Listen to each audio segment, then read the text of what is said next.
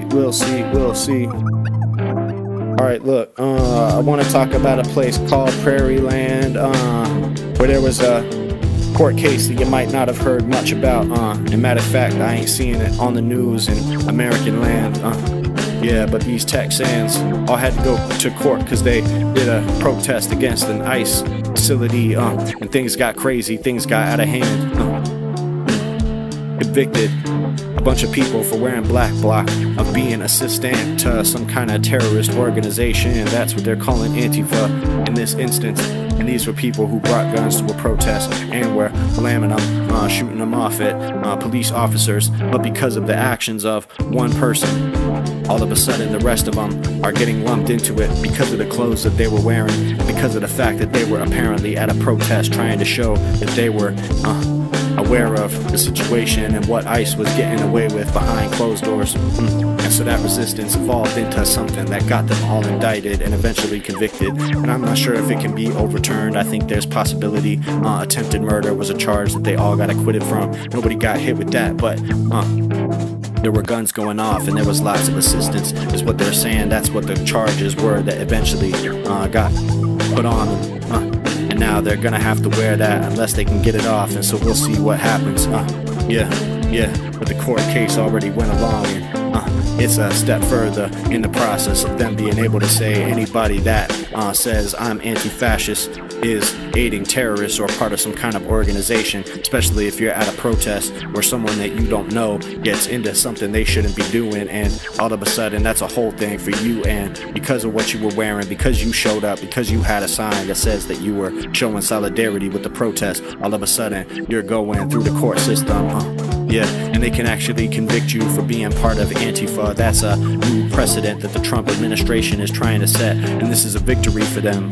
So how does that tie in with everything else? Well, like I said, we can see that the FBI likes to get behind the scenes and try to predict when someone might do something outside of themselves, might get a gun and go try to stage some kind of attack just to be heard and get his voice across. And so some of the interaction that we're seeing online from people that are getting more radicalized is actually coming from entities like the FBI that are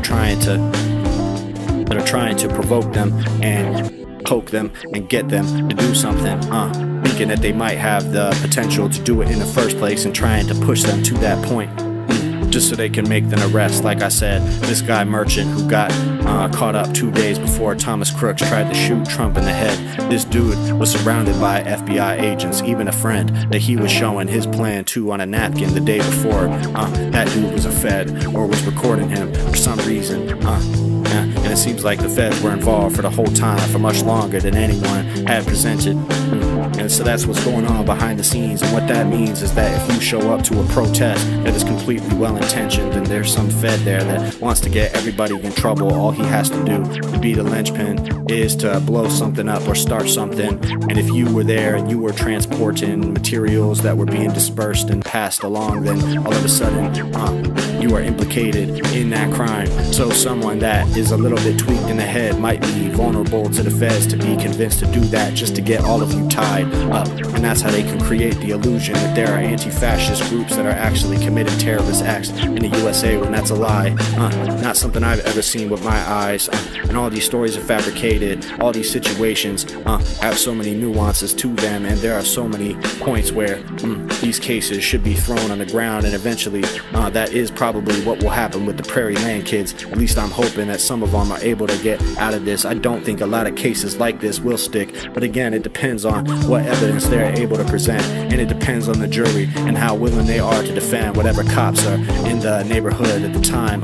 And that sentiment about whether or not the Feds are responsible for this type of thing and getting heating up and the heat behind it, that's really going to be what defines how a lot of these court cases go, because they're trying to figure out how they can group people in groups like Antifa and others and say that money's trickling down from the top from billionaires that are controlling the whole situation. So if they have some kind of signal chat or something that ties one person to another person who has money or made a donation, then they can say that that's racketeering and that there's a organization here and everybody happens to know what it is. And if they're saying the same slogans, or if they're saying the same name of an organization, organization, or saying anti-fascist or anti-fascism or anti-colonialism. All these things can be said to be gang signs and gang insignias that are signifying that they're part of some kind of significant organization that is actually leading to people dying. That's exactly what they tried in Prairieland. Luckily, the most counts of attempted murder got thrown, but that doesn't mean that this wouldn't happen again.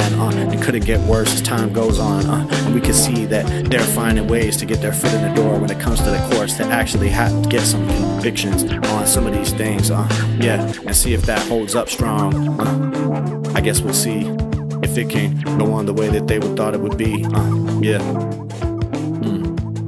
And that's just this week. If this happened, there's gonna be more cases like that, don't you